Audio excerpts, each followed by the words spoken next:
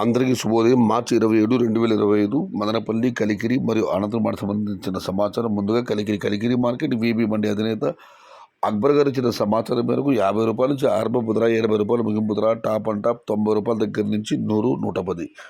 Today Kalikiri market tomato small boxes ₹50 starting rate, ₹90 ending rate, top and top ₹100 to ₹110. ఇక Anantapuram market విషయానికి వస్తే అనంతపురం మార్కెట్లో పెద్దగా చెప్పుడు ఏమీ లేదు. 1800 చిన్న క్రేట్లు ధర క్వాలిటీని బట్టి ₹20 దగ్గర నుంచి ₹90 వరకు.